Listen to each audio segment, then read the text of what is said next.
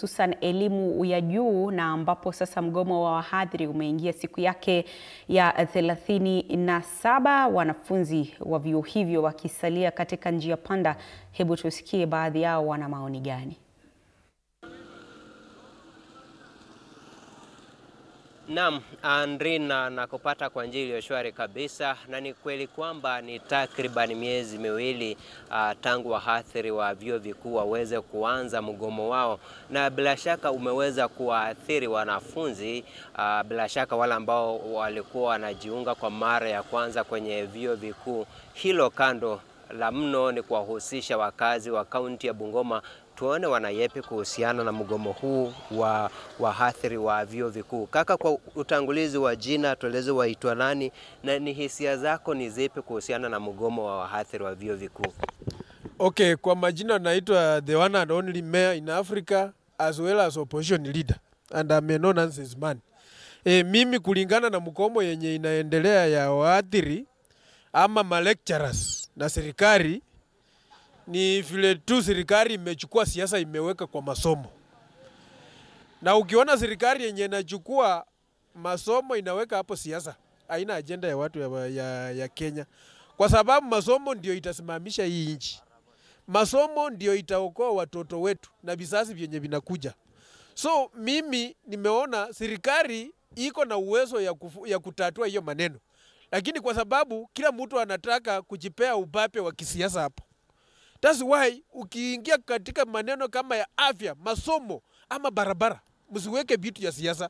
So maminister wote wa president wetu Ruto ni wanasiasa. That's why kuhandle tu kitu yani kiprofessional hawawezi. So inatakana mnaweka watu wenye wanaelewa jukumu lao katika ministry. That's why ukiweka mwanasiasa kwa ministry ataleta siasa. Kwa sababu sisi tumeona kuna pesa mingi imetumika sana.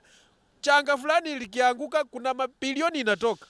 Lakini ya wahadhiri tu hii pesa kidogo inaleta tube ilete kasheshe mingi, ilete drama mingi, kwa sababu sisi tunajua ya kwamba ni pesa yenye wanahitaji kwa lecturer yenye wanahitaji ni 7.1 billion peke yake, ambayo pesa yenye serikali yetu ya Kenya kulingana na ushuru yenye inakata it is capable to pay. Lakini sasa unaona wameleta kashesha hapo.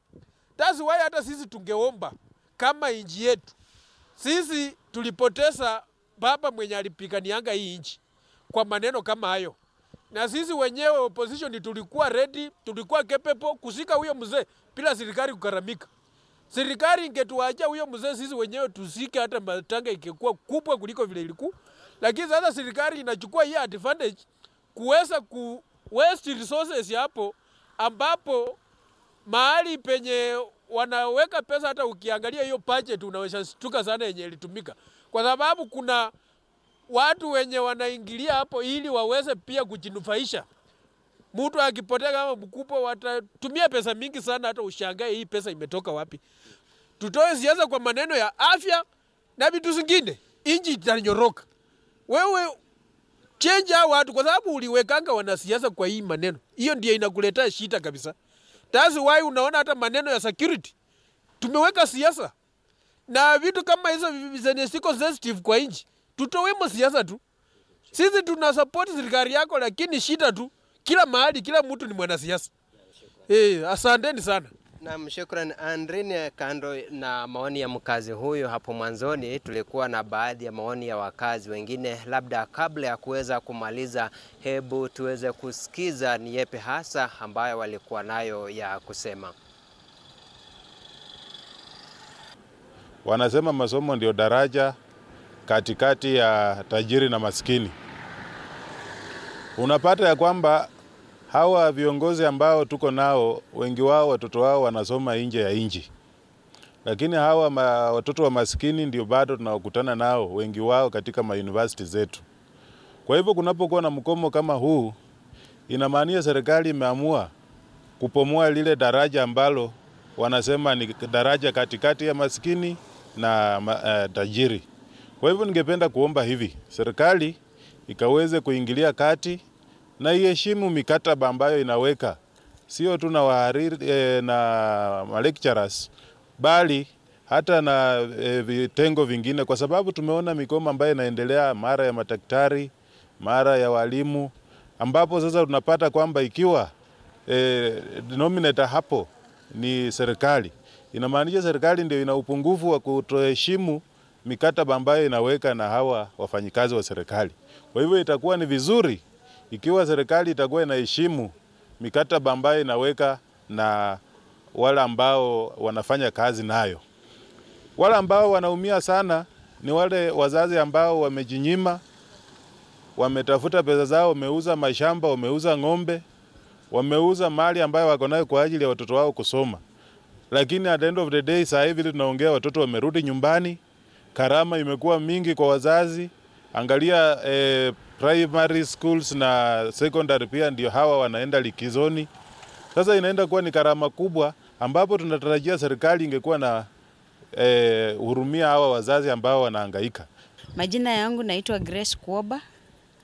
Kitu kinachotuumiza kama wazazi na wanafunzi ni kwamba karo ya semester imekuwa imelipwa, lakini bado kuna mgomo katikati ya wahadhiri na kuna malumbano kati ya wahadhiri na serikali. Kwa hivyo tunaomba ya kwamba serikali ikae chini na wahadhiri waelewane, wawalipe pesa wanazozidai ili kwamba wanafunzi wetu warudi kwa madarasa, waendelee na masomo yao. Kukaa kwao mashule, wengine wako tu shuleni, wengine wako nyumbani, hakuwasaidii. Maana wenye wako mbali na sisi hatujui ni vitu gani wanajiingiza ndani. Na tunaelewa dunia ya sasa hivi ile inaenda, mambo mingi iko, hatutaki tupoteze watoto wetu kwa njia ambayo haistahili. Kwa hivyo tunaomba serikali kuu iweke priority ya masomo ya wanafunzi. Maana kila mwanafunzi ako na haki ya kupata elimu, na wale ambao wako katika vyuo vikuu hawastahili kuteswa ni kwa sababu ya kutoelewana kati ya wahadhiri na serikali kuu. Kwa hivyo tunaomba serikali kuu iweke priority mambo ya elimu kabisa, kuanzia shule za chekechea mpaka vyuo vikuu, ili kwamba wanafunzi wetu wasiendelee kukaa wakiteseka hivyo. Karo imelipwa na hii karo tunajua ya kwamba haitairudishwa. Semester itahesabika kwamba imelipwa na hawajasoma. Kwa hivyo wanakuwa wasted kukaa kwa mashule, kukaa nyumbani ilhali karo imelipwa na hakuna kitu chochote kinaendelea. Tunaomba serikali ishughulikie hili jambo kwa haraka ili kwamba wanafunzi wetu waendelee na masomo yao kwa njia inayofaa. Naam, ni hayo tu kwa sasa Andrin, kutoka kaunti ya Bungoma. La ziada sina, na rejesha kwako. Mimi ni Wanji Sostin. Asante sana Wanji Sostin. Mtazamaji